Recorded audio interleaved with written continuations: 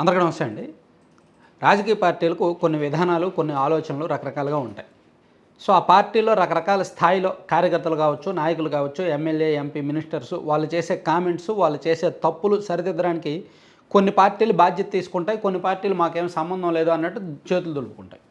YSR Congress party అధికారంలో ఉన్నప్పుడు ఆ పార్టీ నాయకులు, కార్యకర్తలు ఏం మాట్లాడినా సరే జగన్మోహన్ రెడ్డి గారు నాకేం సంబంధం లేదనేటట్టు ఉండేవాళ్ళు.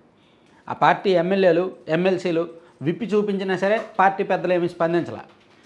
అండ్ ఆ పార్టీ ఎమ్మెల్యేలు చిల్లర మాటలు మాట్లాడినా పార్టీ పెద్దలు ఏమి స్పందించాల. డ్యామేజ్ కంట్రోల్ చేసుకోవాలి. కానీ టీడీపీ అండ్ జనసేనలో మాత్రం కొంత బెటర్.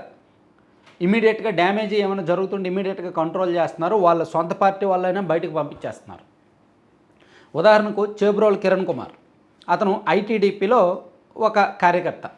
సోషల్ మీడియాలో బాగా యాక్టివ్గా వీడియోస్ అవి చేస్తూ ఉంటాడు. చాలా ఛానల్స్లో కొంచెం వైసీపీ మీద అగ్రెసివ్గా మాట్లాడుతూ ఉంటాడు.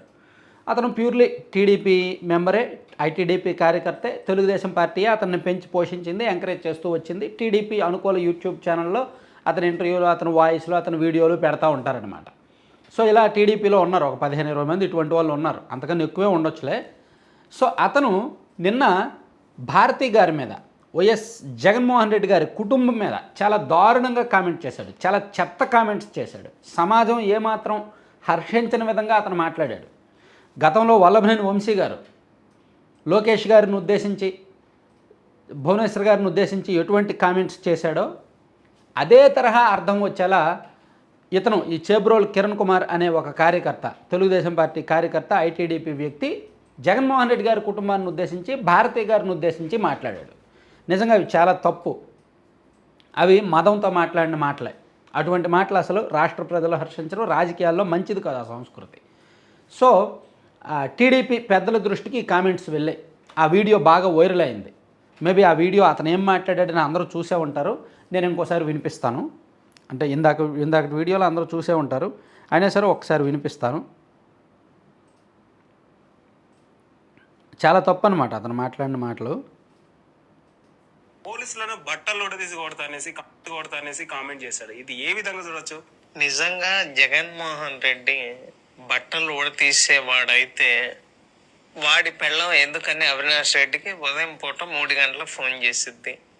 వాళ్ళ పిల్లల height equal to Avinash Reddy. మీకు అక్కడే తేడా ఏంటో తెలుసు. అంటే ఇతని దగ్గర మగతనం లేదు.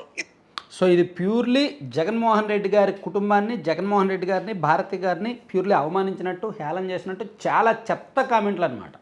అసలు ఇటువంటి ఎవరో మాట్లాడకూడదు. మహిళల్ని రాజకీయాల్లోకి తీసుకురావడం ఏంటండి? మహిళల మీద అలా మాట్లాడడం ఏంటండి? ఏమైనా ఉంటే రాజకీయ పరంగా ఎదుర్కోవాలి, రాజకీయంగా విమర్శించాలి, వేరే రకంగా విమర్శించాలి. అది పద్ధతి. స్ట్రైట్ పాలిటిక్స్ చేయాలి. ఇట్లా వ్యక్తిత్వ హననానికి పాల్పడేలాగా, క్యారెక్టర్ అసోసియేషన్ చేసేలాగా మాట్లాడొచ్చా? ఇది దుర్మార్గం. సో అందుకే గతంలో వంశీ గారు మాట్లాడినప్పుడు పార్టీ ఏమీ చర్యలు తీసుకోలేదు. పైగా అతన్ని ఎంకరేజ్ చేశారు. సోషల్ మీడియాలో అతని కామెంట్స్ని వైరల్ చేశారు. కానీ ఇప్పుడు టీడీపీ ఆ తప్పు చేయలే. ఇమీడియట్గా డ్యామేజ్ కంట్రోల్ చేయడానికి రంగంలోకి దిగింది. ఆ చేబ్రోలు కిరణ్ కుమార్ అనే వ్యక్తిని పార్టీ నుంచి సస్పెండ్ చేశారు, ఐటీడీపీ నుంచి సస్పెండ్ చేశారు. ఈవెన్ అతను క్షమాపణలు చెప్తూ వీడియో రిలీజ్ చేశాడు. అతను ఇమీడియట్గా భారతి గారికి అండ్ వైఎస్ ఫ్యామిలీకి, జగన్మోహన్ రెడ్డి గారికి బహిరంగంగా క్షమాపణలు చెప్తూ అతను ఒక వీడియో రిలీజ్ చేశాడు. నేను అలా మాట్లాడకూడదు, పొరపాటును మాట్లాడాను, క్షణికావేశంలో మాట్లాడానండి. క్షణికావేశం ఏముందండి అతనికి? అతనికి ఎవరైనా కొట్టారా, తిట్టారా క్షణికావేశం రావడానికి? క్షణికావేశం అతనికి ఏం సంబంధం? ఏదో దాన్ని కవర్ చేసుకోవడానికి ఒక వీడియో చేశాడు క్షమాపణలు చెప్తూ. కానీ దాన్ని కూడా యాక్సెప్ట్ చేయట్లేదు జనం. అతన్నే తప్పుపడుతున్నారు. టీడీపీలో 95% మంది అతన్నే తప్పుపడుతున్నారు. మరీ మిగిలిన 5% మూర్ఖులు ఉంటారుగా, అటువంటి వాళ్ళు అతన్ని సపోర్ట్ చేస్తున్నారు. సో తెలుగుదేశం పార్టీ అతన్ని సస్పెండ్ చేయడమే కాకుండా గుంటూరులో అతని మీద ఫిర్యాదు చేసింది. అతని మీద కంప్లైంట్ ఇవ్వమని పార్టీ నాయకులకు అధిష్టానం ఆదేశించింది. సో పార్టీ నాయకులు, టీడీపీ నాయకులు గుంటూరు పోలీస్ స్టేషన్లో అతని మీద ఫిర్యాదు చేశారు. మహిళలను ఇలా అవమానించేలా మాట్లాడారని. పోలీసులు కూడా అతని మీద కేసు నమోదు చేశారు. సో మేబీ అరెస్ట్ చేసే అవకాశాలు కూడా ఉన్నాయి. కాకపోతే సెక్షన్లు ఏం పెడతారు?